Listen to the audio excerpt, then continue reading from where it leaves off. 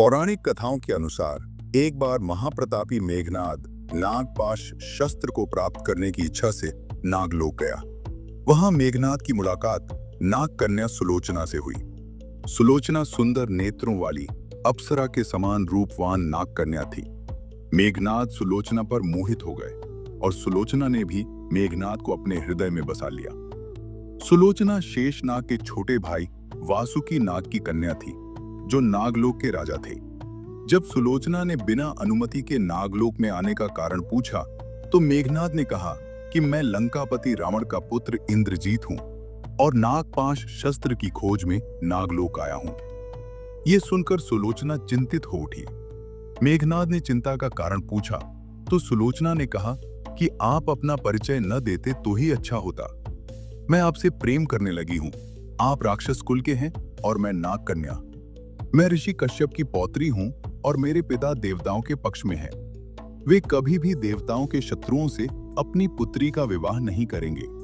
परंतु हे वीर, मैंने मन से आपका वरण कर लिया है।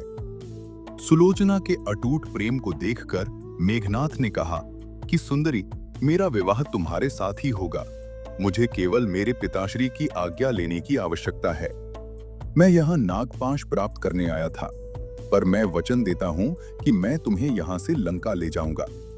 प्रसन्नचित होकर सुलोचना मेघनाद को शेष भगवान के मंदिर ले गईं और नागपाश का आह्वान कर नागपाश बंधन को प्रकट किया और उस शस्त्र को इंद्रजीत को सौंप दिया और कहा कि यह शस्त्र इतना भयंकर है कि इससे बच पाना नामुमकिन है। इंद्रजीत ने लंका जाकर अपने पिता महाराज रावण और माता मंदोदरी को नागलोक की पूरी घटना बताई और कहा कि मैं आपकी आज्ञा से नाग कन्या सुलोचना से विवाह करना चाहता हूं।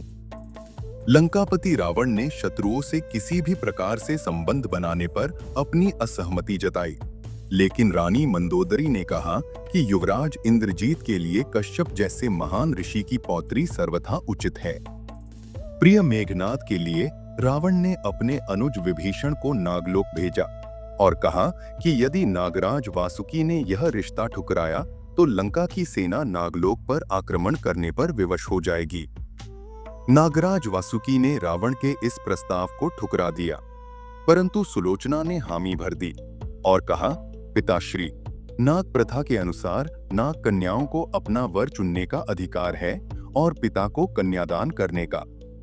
मैं मन से युवराज इंद्रजीत का वरण कर चुकी हूँ, इसलिए मैं केवल उन्हीं से विवाह करूंगी, अन्यथा आजीवन कुंवारी रहूंगी।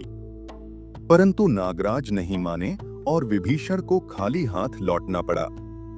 उधर सुलोचना पिता की आज्ञा लिए बिना ही लंका पहुंच गई और महाराज रावण और रानी मंदोदरी को प्रणाम करके अपनी पुत्र वधू के रूप में स्वीकार करने का आग्रह करने लगी। लंकापति ने स्वीकृति प्रदान कर दोनों का विवाह कर दिया। जब विवाह की सूचना नागराज वासुकी को पता चली तो वह अपने बड़े भाई शेषनाग के पास गए और उन्हें पूरी घटना बताई। शेषनाग ने वासुकी को समय की प्रतीक्षा करने को कहा। मेघनाद महापराक्रमी योद्धा था। उसे वर प्राप्त था कि जो 14 वर्ष तक नहीं सोया हो वही उसका वध करेगा। एकमात्र शेषावतार लक्ष्मण ही थे जो 14 वर्षों तक बिना सोए रामचंद्र जी की सेवा करते रहे। जब युद्ध आरंभ हुआ तो मेघनाद ने वही भयंकर नागपाश का प्रयोग कर श्री राम और लक्ष्मण को नागपाश बंधन में बांध दिया था। तब हनुमान जी बैकुंठ जाकर गरुड़ जी को लेकर आए और प्रभु श्री राम और लक्ष्मण को नागपाश से मुक्त कराया। तत्पश्चात जब लक्ष्मण और इंद्रजीत का घोर युद्ध हुआ तो मेघनाद वीर गति को प्राप्त हुआ। प्रभु श्री राम ने मेघनाद का शव सम्मान के साथ लंका के द्वार तक पहुंचा दिया, परंतु मेघनाद का सिर रामादल में ही था। जब सुलोचना को पता चला कि उनके पति वीर गति को प्राप्त हो गए हैं तो वे रोती बिलखती महाराज रावण के पास गई और विलाप करने लगी। मेघनाद का शीश न पाकर और दुखी हो गई। उसने सती होने का निश्चय कर लिया।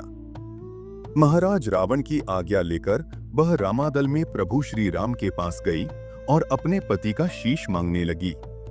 श्री राम ने सम्मान पूर्वक इंद्रजीत का शीश सुलोचना को दे दिया और लंका जाकर सुलोचना अपने पति मेघनाद के शव के साथ सती हो गई और इतिहास के पन्नों में अमर हो गई। पतिव्रता होने के कारण आज भी सती सुलोचना का नाम आदर से लिया जाता है। दोस्तों, अगर आपको ये जानकारी अच्छी लगी हो तो वीडियो को लाइक और चैनल को सब्सक्राइब जरूर करें और कमेंट में जय श्री राम अवश्य लिखें। धन्यवाद।